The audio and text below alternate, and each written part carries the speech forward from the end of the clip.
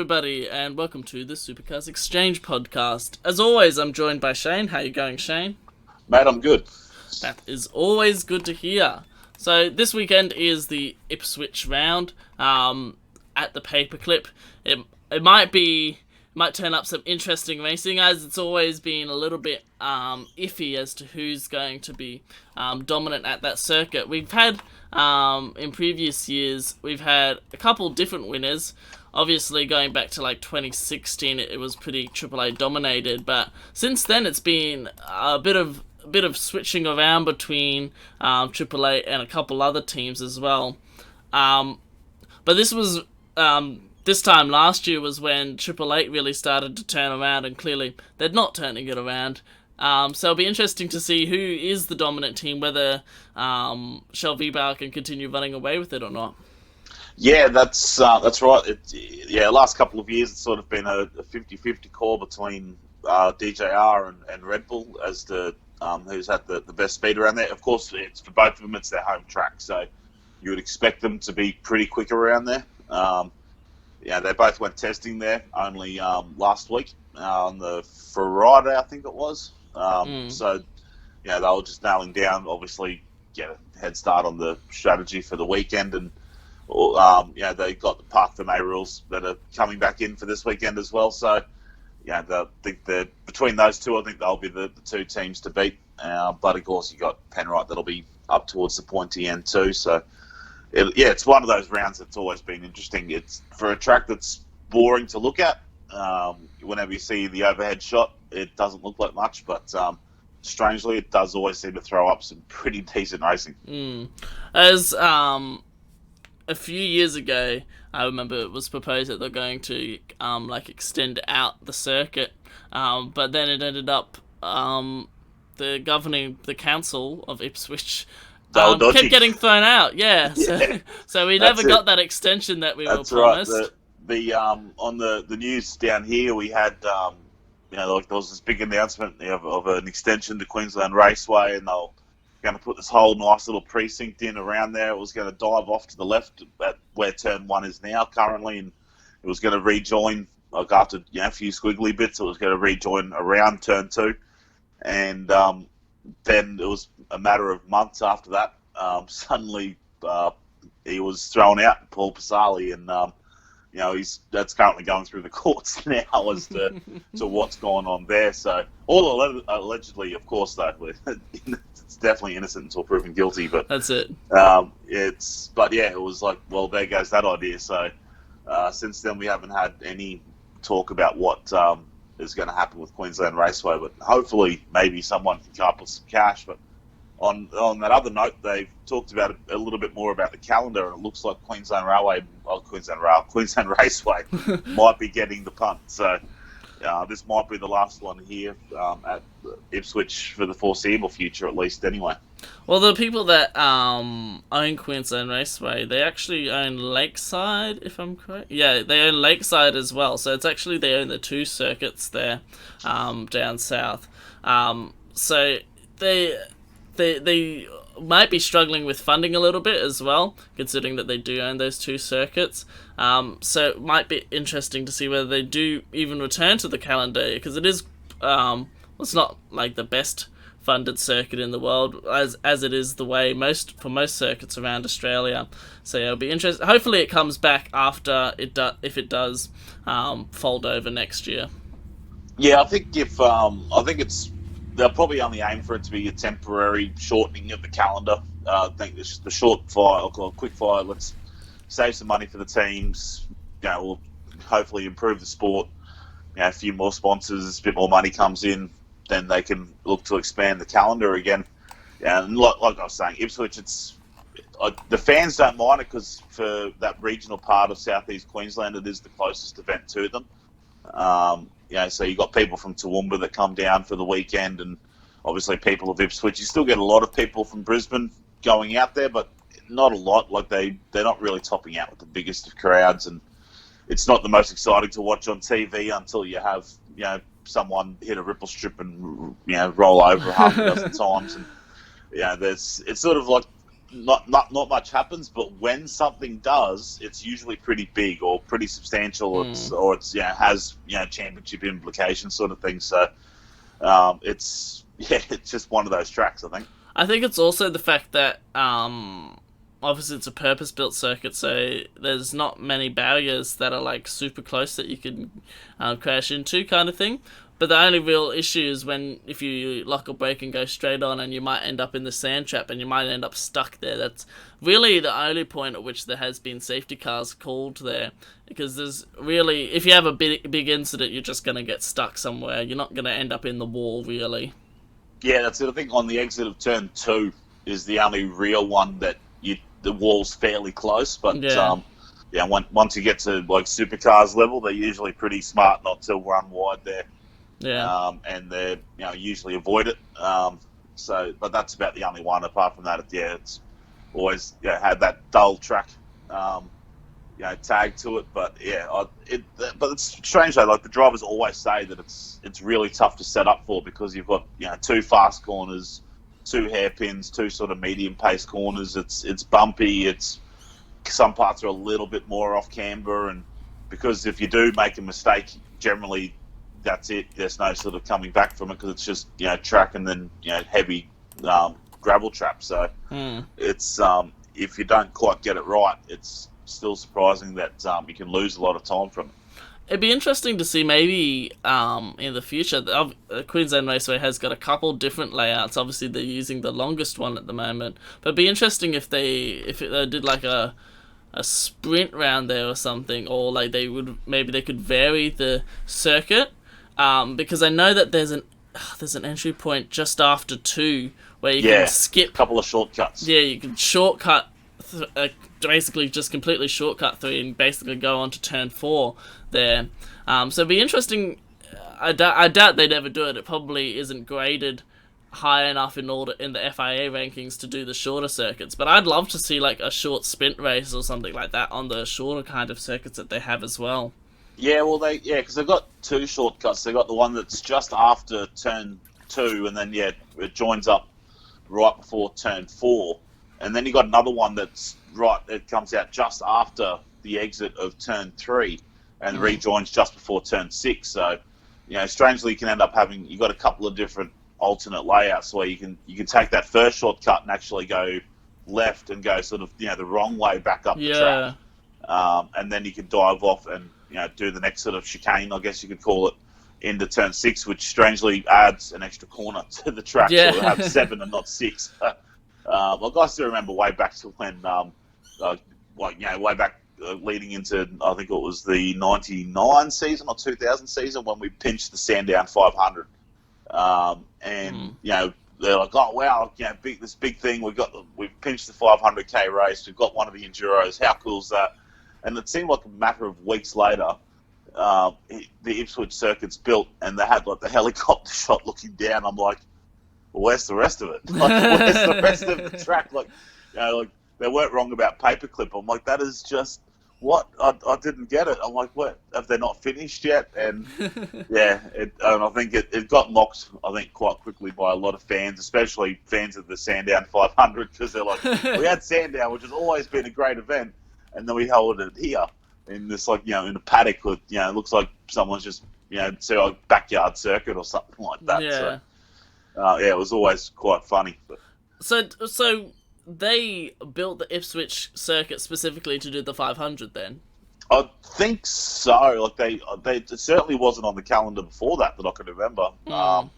And so it was, it may have always been built that they were going to hold an event there, but then in negotiating it all with the Queensland government at the time, they managed to pinch the 500 for a few years. So it was, I don't think it was the most popular of events. Not the most intriguing 500. No, well, I think the only one that ended exciting was the one where Stephen Johnson and Paul Radisich won. Oh, they ended up in the gravel trap. Yes, they ended up in the gravel trap, and I guess kind of ironic for DJR to win a race in that manner after losing the race, like Bathurst in '92 for the same sort of reasons. But it was I just remember Paul Radisich fist pumping the air rain pouring down, some And all the half drunken spectators. fan running up to him, and Yeah. it was pretty cool. So, but apart from that, like, I think I sort of look at it and think, well, there's only one thing that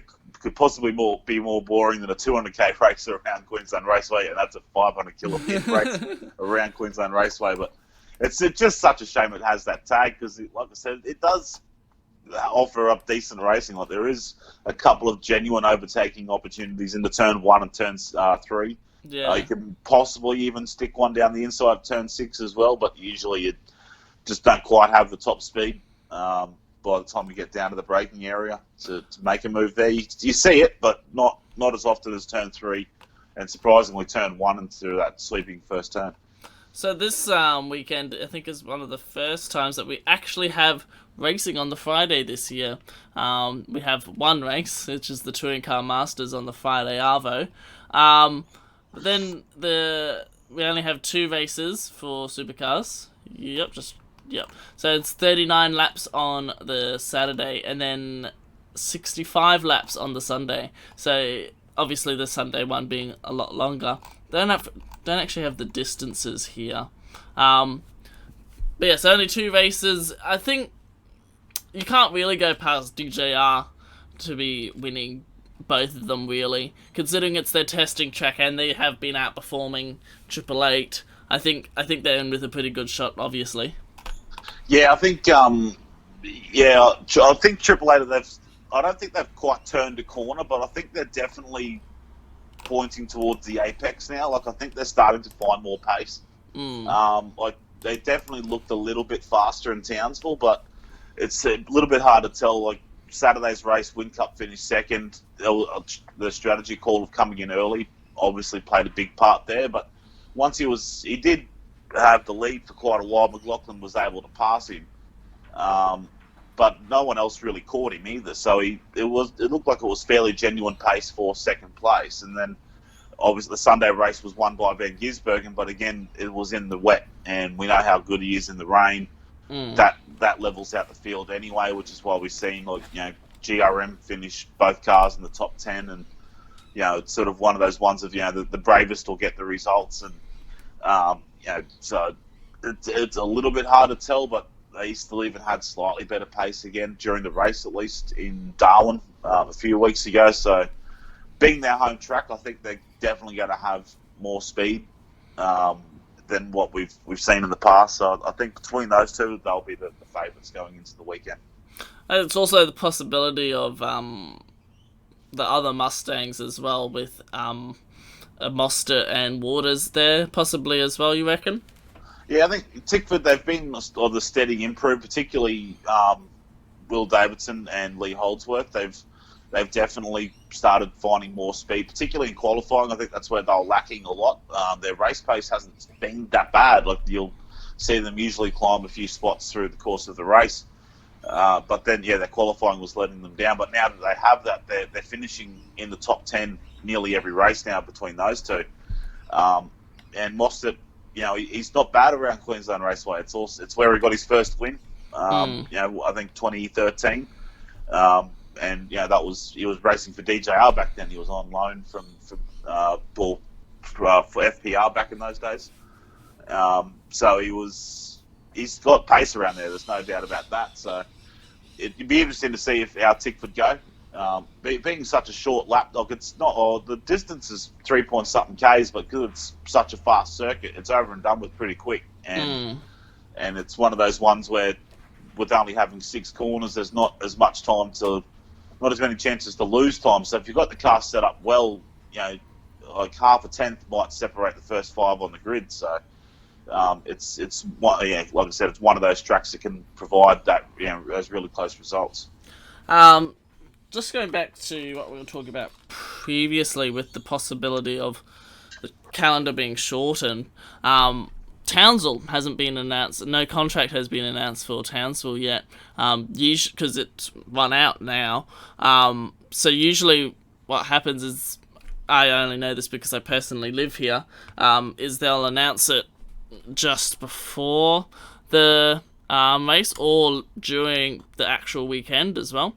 But it's been, what, 2 weeks or 1 week now, and they haven't announced anything so far. But apparently there was a Facebook post by one of the regional councillors here saying, like, thanking Supercars for extending the contract. I don't know whether that was in mistake or whether it was supposed to say something else or whether she was just not supposed to say anything at all.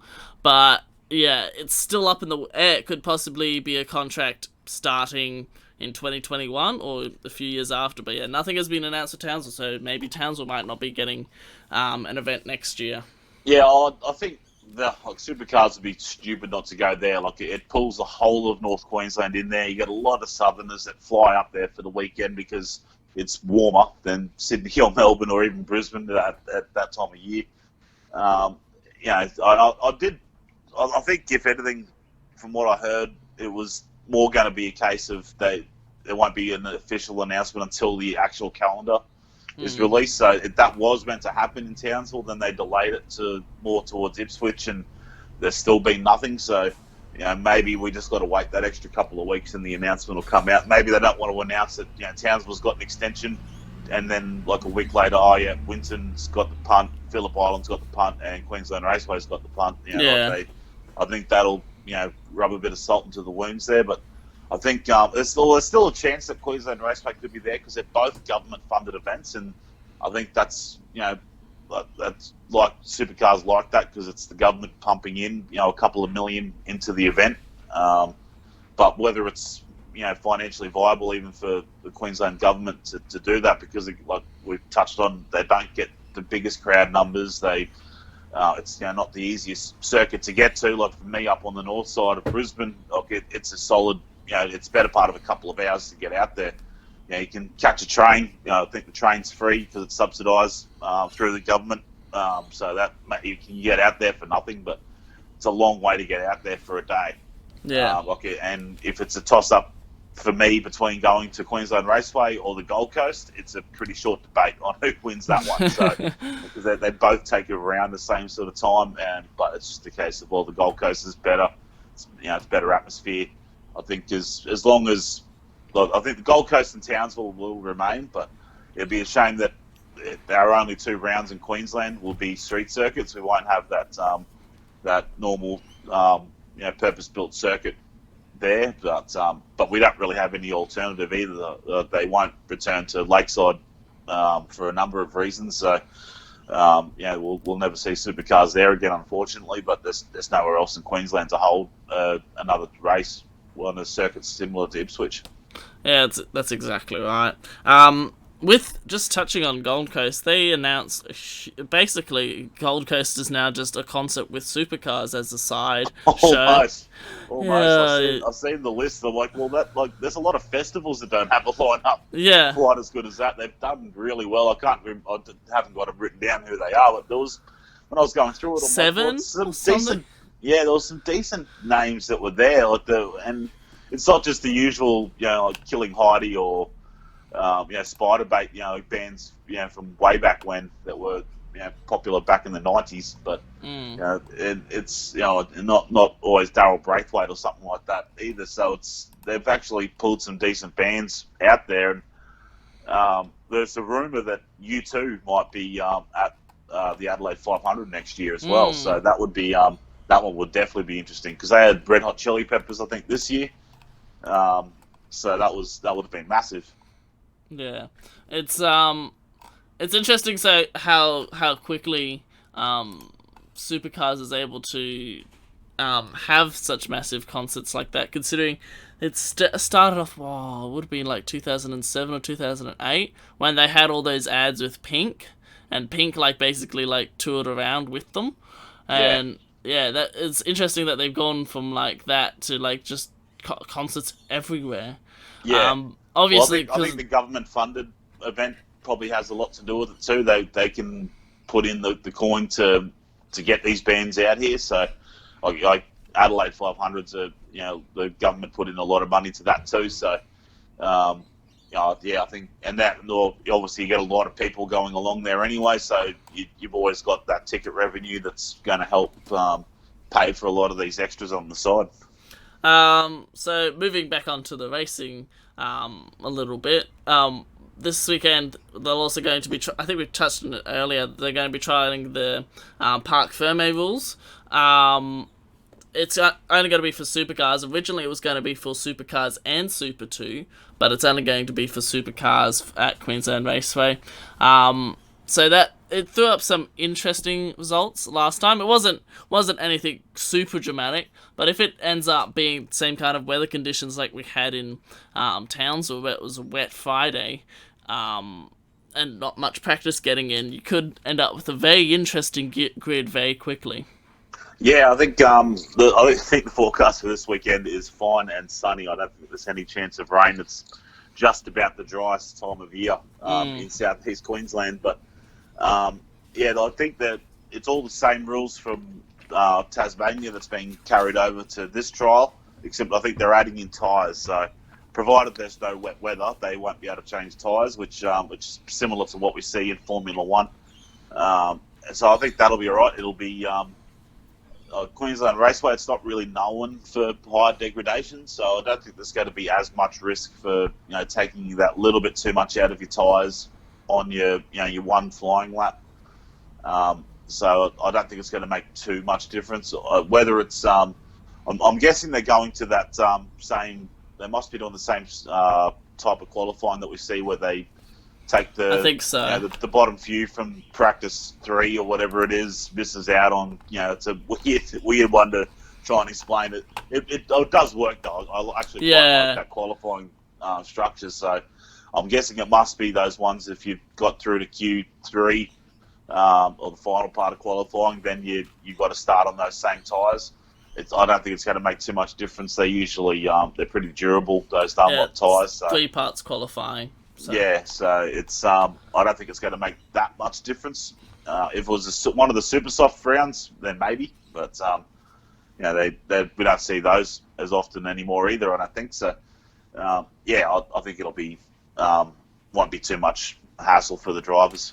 I think it might be more just the drivers are going to have to be doing more careful driving to not make mistakes, because as we hear a lot, Queensland Raceway is pretty difficult to set up for, so they're probably going to have to be making in-car adjustments from qualifying when they go into the race with the brake bias and all that, probably a lot during the race, so we'll probably see a lot of that, and maybe a few mistakes with locking up going into the hairpins and stuff like that, because obviously when you're running lighter fuel loads you can change your brake bias around, but then once they're filled up for the race, then it's going to make that brake bias changes pretty critical.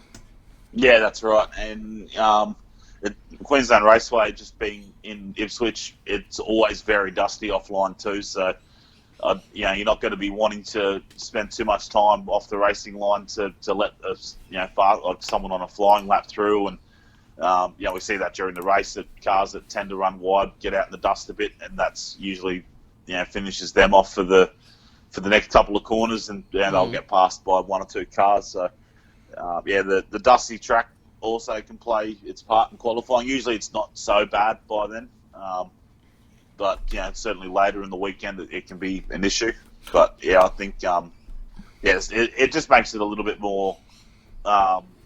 Just throws up a couple of other variables, I think. So it just comes down to whoever the better drivers are, as it always is. I didn't see that much difference between, and even in Formula One, I don't think the Parc Ferme rules make that much difference these days anyway. So you still see them. They'll be smashing it in qualifying and their race pace because they're full of fuel. They're several seconds off the pace by then anyway. So supercars probably wouldn't be that much different if they did bring this in full time. Yeah. We've also got, just speaking, you talk about the dust. Potentially Aussie racing cars could cause a bit of an issue for the circuit, because they've got, obviously they're a bit prone to crashing. I'm just trying to see now. Aussie racing cars are a couple hours before qualify, so I think the other couple support categories should clean it up, so it shouldn't be too much of an issue, hopefully. I just remember a few years ago there was an accident between turns 1 and 2, and there was an onboard from someone, and literally all you could just see is dust. You just couldn't see anything. You couldn't see through whatsoever, so you're just driving blind if there's any kind of accident at that first corner there. Yeah, that's right. And yes, because you've only just got to drop a wheel on the exit, and usually you're kicking up that big dust plume, and yeah, it doesn't take too long for it to flow across the track, and yeah, it's like you're just blind. But yeah, and I'm not sure all of the supports this weekend, but I know I think it's about the only round we've actually got all three classes of supercars, with the Super 2 and Super 3 on the bill as well. Like Bathurst might be there as well. I don't even think they've announced what's on the bill for that yet, but yeah, that'll be good to see the difference between all three around a circuit like Queensland Raceway as well. So it's and yeah, you get to see those up and comers. I always enjoy watching Super 3. I probably enjoy watching that more than Super 2 at the moment, because the competitiveness of Super 2 is it's getting like they're setting times nearly as fast as what supercars are anyway. But you just you see these young guys. You've got such a varying amount of speed. So it's there could be a difference of a second in qualifying, but in the race they're not as good. So it's always interesting. It's weird that they don't run all three categories together very often. It'd be great to see like the Super 3s at least come to like half the rounds, but we've barely seen the Super 3s all year. You almost completely forget about them. It's just been so long. Yeah, I think they've only got like a 5-round championship, so they're not at very many rounds. It's just because it's such an entry level category to supercars. It's not cheap to run them, so I think just in that effort to keep the costs down, they've just got to have such a minimal number of rounds. And the cars are already quite a few years old. They're among the last of the factory built supercars, as opposed to the car of the future ones. So I think like they'll slowly start getting those over the next few years. But for now, like you see FGs versus VY Commodores and VE Commodores, and last year before it was Super 3, we still had Glenn Seaton's old EL Falcon in there as well. So it was just you could run whatever you brung basically. If you had a supercar, you could run it. So it was we don't see it often. Maybe even like a little one-off race, like not for championship points, but just have like a little mini reverse grid of like 5 or 6 of the supercars versus 5 or 6 of the Super 2 That'd cars. Be cool. 5 or 6 of the Super 3 cars. That would be interesting as a bit of a one-off, just to hold somewhere. Probably a few of the supercar team owners might be a bit upset because there'll be no doubt a couple of repair bills coming their way. But yeah, it'd be good to see that. Yeah, that'd be great to see. It'd be interesting to see it somewhere like maybe Simmons Plains or something. I think there'd be lots of daring moves down at the hairpin. Yeah, maybe even for nostalgia's sake, throw in a couple of the old V8 Utes as well. That's it. See, look, we should just be running supercars. We'd have it all set. Yeah, that's it. The sport will be broke, but we'll have no money left. It'd be a hell of a year though. And every single event will have a Goodwood festival beforehand for a week before. Yeah, that's it. Yeah, and there'll be nothing but the absolute highest of popularity bands. That's it. Coming to each event. So. Speaking of which, the fifth event for Bathurst has been narrowed down to 2 things apparently, either a touring car race or like a Goodwood festival, like we talked about previously. I'm massively in favour of the Goodwood festival because I would certainly be travelling down for that. If they need volunteers, I'd volunteer for sure. That'd be awesome. But yeah, it's apparently World Touring Car Championship, so not Australian. That would be interesting to see whether they, if they come all the way over here. It'd be interesting to see how long the races would actually be, or whether they'd bring support categories with them, or what. Yeah, I think was it the touring car racing? That's still separate, I think, to the World Touring Car Championship. Okay. I think in some ways, but yeah, I think.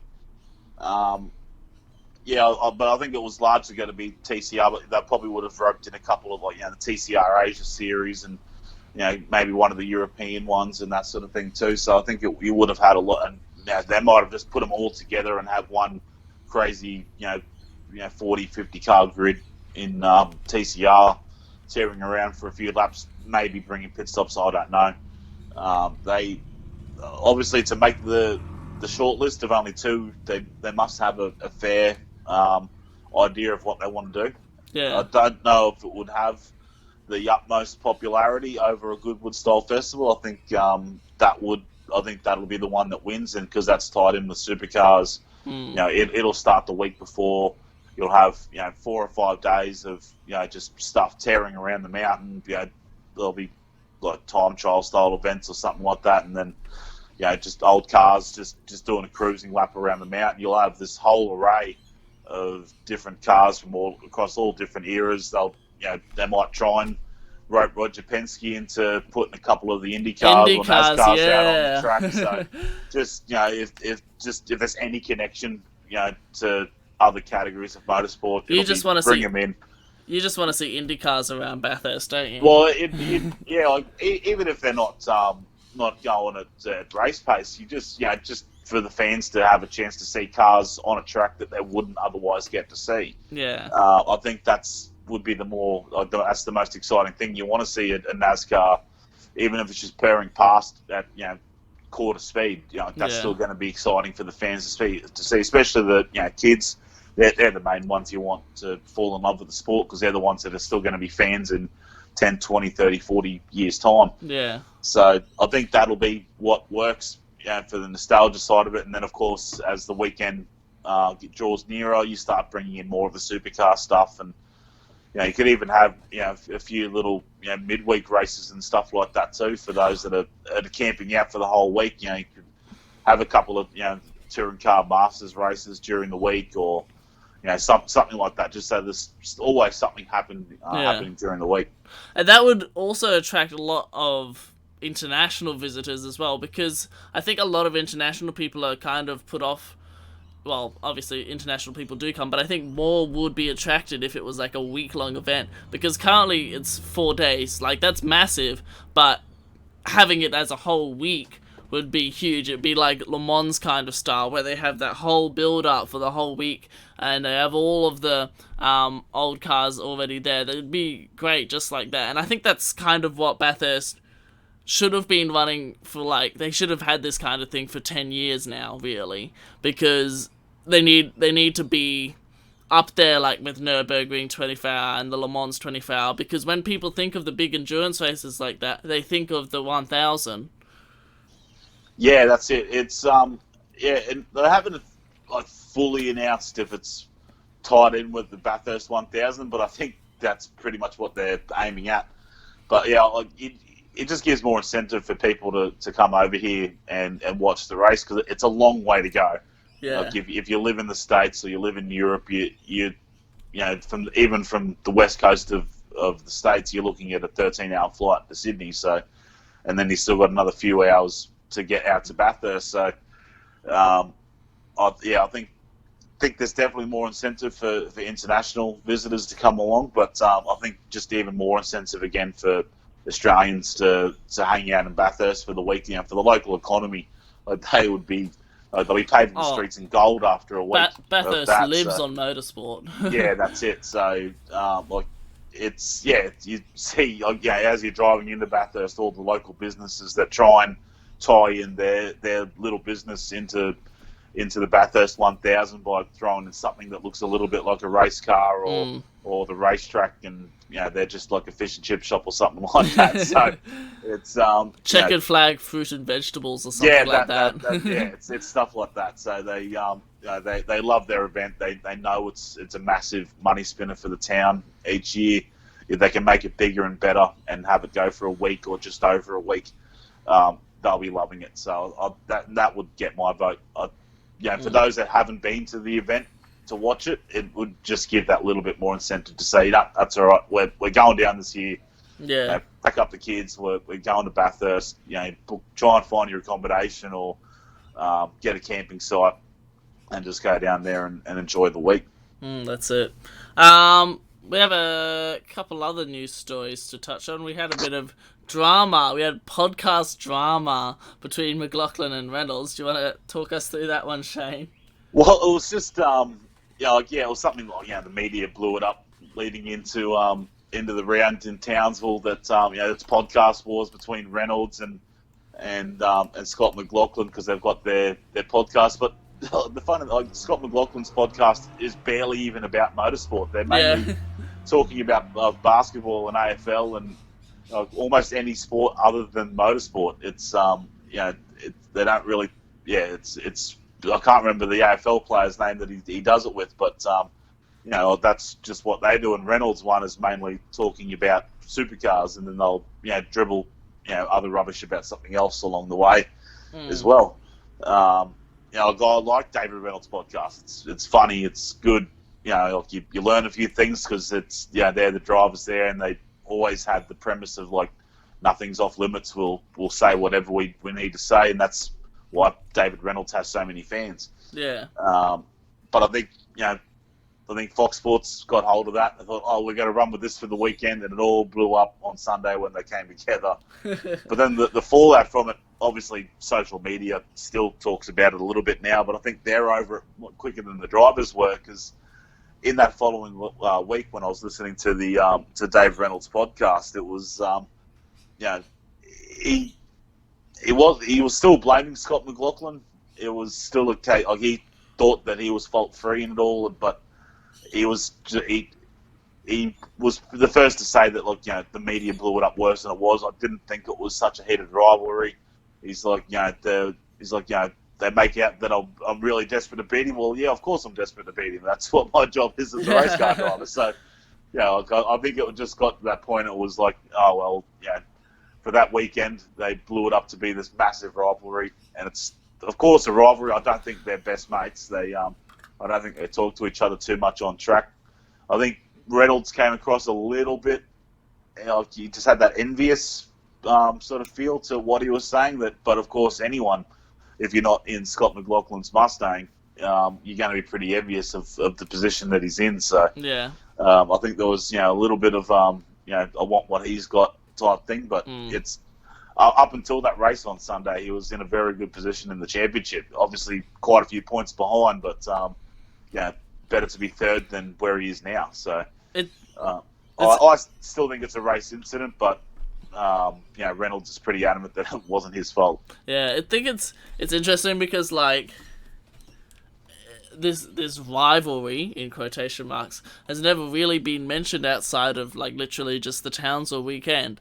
They've had battles on track for sure, but like it's never been like this bitter rivalry. Like it's almost they're almost like blowing it out to like Scaife Ingle or Scaife Ambrose kind of proportions. They're like, they're going at it kind of thing. It's like, well, no, this is the first time that like this Penrite has been right up there in the championship and consistently been up there. I don't think it's as massive as they make it out to be, really. Yeah, well, I think because it throws in a few different rivalries as well. Like you've got the classic Ford versus Holden rivalry, which we've seen, and obviously most championships tend to still go down to the leading Ford driver and the leading Holden driver, almost as if it's manufactured that way. And I think this year, because it was shaping up that you had Coulthard in second, but you had Reynolds as the leading Holden driver trying to take it to DJR. Triple Eight's gone off the burner a little bit, so he's the man. That's the rivalry right there. McLaughlin versus Reynolds. Who's going to be the better one? And then you've got the Australia versus New Zealand aspect of it. I've honestly never cared about the drivers. I think Mark Scaife's about the only one that really cares about the stats of how many races Kiwis have won versus how many Australians have won. Well, clearly it's got to be more Australians because it's an Australian category. Well, that's it. But I think Chaz Mossett is the only Australian winner this year. He's won one race. So I didn't even realise that. Yeah, that's it. So, but then I thought, I don't think anyone cares about that. Like it's predominantly that Ford versus Holden rivalry that people are looking at. I don't care. Like they could be from Uzbekistan. I don't care as long as he's fast and he's in a Ford. That's all I care about. That's it. So I've never cared where the driver's from. So Whenever you see Scott McLaughlin on TV with that Kiwi accent, it's like, well, he's a Kiwi, but no one cares. He drives for the team I support, so that's good enough for me. That's it. But I think for some, there's always that rivalry with those over the ditch. That, look, it's nice, I guess, but yeah, it's not high on my priorities list. But I think you got the Ford versus Holden, the Australia versus New Zealand in there, and the guy who's the reigning championship winner versus the guy that wants to take it off him. So you've always got those rivalries, which is good. But I don't think it's bitter at the moment. I just don't think they're best of mates. So hopefully it just doesn't. The media, I'm hoping they just sort of stay out of it, let it happen, and otherwise they're just going to poke a bear, and we could end up, both drivers end up in the gravel trap more often than not, and then I think that spoils it for the fans then. Yeah, that's it. Moving on to the possibility of Holden changing to a different kind of car, which has been discussed previously. But yeah, possibly for the 2021 regulation changes.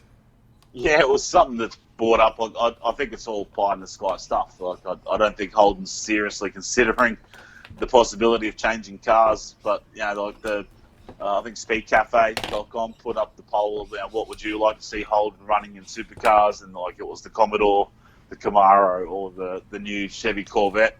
The Corvette's not even eligible, so that's not. Look at how much that changed the Mustang to get it to be able to race. How much would the Corvette have to change? Yeah. Like it would be twice as high, and it would just be the most Frankenstein-looking car ever. Like it would make the Mustang look like a thing of beauty. That would be just crazy. But it's a mid-engine, effectively like a poor man's supercar in a sense. Like it's still like, and it's out of the price range of any average Australian anyway. Like it's. By the time you probably tick a few boxes in the options column, you're probably going to be looking at the better part of a couple of $100K for a car like that. Yeah. Those aren't the cars that supercars is trying to look at. They want to be the ones that are attainable for most people. Exactly. Like that one will be forgotten about. That'll be reserved for GT racing, and it'll go well on that. Yeah, exactly. And it'd probably be later in the year when they release the road-going version. I'll still be flat out if I see 3 in the first 12 months. So they're not. They'll obviously be queuing up to buy, but that queue is still got to be able to buy a couple of $100,000 worth of car. Then the other one's the Camaro, and I would love to see the Camaro in there, but but I think that was mainly a Walkinshaw initiative to wanting to do it outside of what Holden's doing. Like there would be their own entry as not a Holden entry, so it would be run as a Chevy Camaro, probably privately, because GM might not want that Chevy versus Holden thing to pop up. I don't know, but I think that's what they were looking at there. I don't think it was Holden to say, all right, we're going to run a Camaro now. Then a lot of people blowing up on there saying, but they're going to drop the Camaro in 2023, and I thought, well, yeah, but that's the road-going version. That's not going to make a difference to the race car version, because they still race the Falcon for 2.5 years after Falcon stopped production. The Altimas, they're not bringing Altimas into Australia anymore. They're still in supercars, so it's it's not going to make a difference if they run the Camaro for another 2 or 3 years beyond when they stop building them.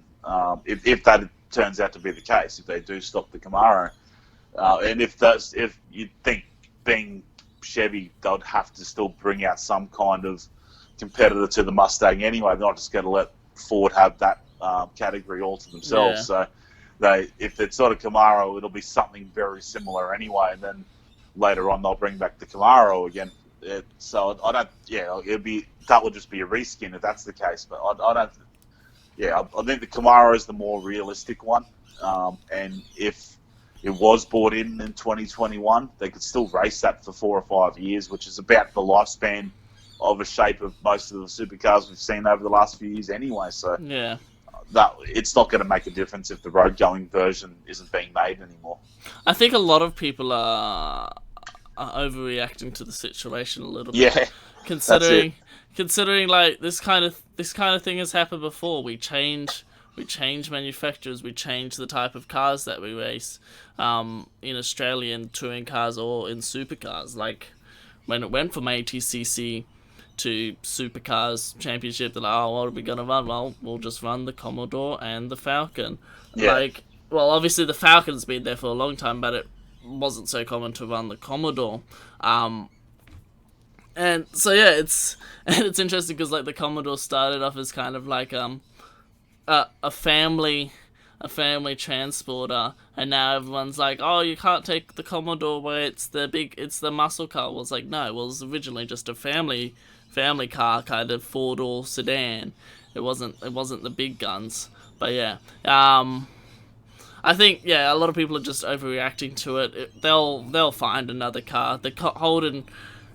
It's more just the development that the teams need to do more than just completely changing the car over. It's just developing the Commodore for next year, and then they'll probably keep the Commodore all the way up till 2021, and then then assess the situation. Do we redo the aero on this? Do we try and accommodate for the new rules, or will the Camaro the Camaro be better suited for these rules, or whatever that they choose to go with? There could even be a completely different kind of car that they go with that we're not even expecting, something else from the GM lineup. So, yeah. Yeah, well, the ZB Commodore as a road car, like, it's proved to be quite unpopular with a lot of Australians. It still sells in healthy numbers, I guess, but not to even when the VF's numbers were dwindling, they were still much healthier than what we see the ZB at. But at the moment, there's no alternative without Holden / GM investing a whole pile of money into a Camaro project to build that up. And the regulations will likely change in 2021 anyway. I think before then we might see a reduction in the aero to try and spice up the racing. So that would just be a new front splitter and rear wing design for the teams there. I don't think this. I think it's all just certain websites. It's good for conversation. Like, I've enjoyed the banter. I think they just want to do it to see what people's reaction is. Not that there's any real consideration towards changing cars, especially from Holden's side, because if they run a Camaro, well, it's a Chevy Camaro, and everyone knows it's a Chevy Camaro, and it's not. You can't badge that as a Holden, Yeah, that's it. Like, even though the Commodore's an Opel, it's sold in Australia as a Holden Commodore. Exactly. The Camaro sold as a Chevy Camaro. It's not a rebadged Holden Camaro or HSV Camaro. It still carries that bow tie. So it's they're not going to change in a hurry. I'm surprised that they even people even thought that the Corvette would be a contender to being part of the series. Yeah, it's very much a GT car.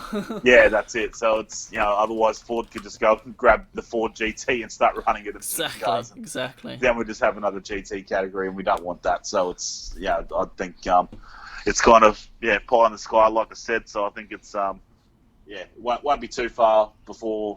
I don't think we're going to see the Commodore around for a long time anyway. I think its days might be numbered if the sales don't pick up for it. But then again, what's the alternative for Holden if they're going to race anything? Holden Astra. That's right. That's not going to be. It's going to be TCR but extended. Yeah, that's it. It'll just be a blowing up Astra. That would be hilarious. Meter longer. Imagine the front splitter. The front splitter would just be like a meter. Yeah, that's it. It'll bring the fans back for sure. It'd be great to see if they do like a bumper kind of like all the way around the Astra as like an under tray. Then they could just run into everything, and it would just like make spectacular carbon fiber crashes. It'd be great. Yeah, it'd be like confetti. like at first corner for F1. Yeah, that's it. So that just about wraps us up. Do you have anything else, Shane? I think that's about it. That's good then. Are you heading to Ipswich? With a little bit of luck, I might be, but I can't promise anything. That's all right. it'll come down to funding on the weekend. That's fair enough. Thank you all very much for listening. Hope you enjoyed. Next one will be a review of Ipswich. Hopefully lots of action happens, so we have plenty of controversy to talk about. And then our next one after that will be a gaming one, so we're going to be talking about supercars games. I'm pretty excited for that one, and I know Shane is too. He's a bit into the older games. Well, I'm an older person, so that's what I had. At least we can both relate with the Toka / supercars games. They were good. That's right. They're always good ones. But anyway, thank you all very much for listening, and we'll see you next time. Bye.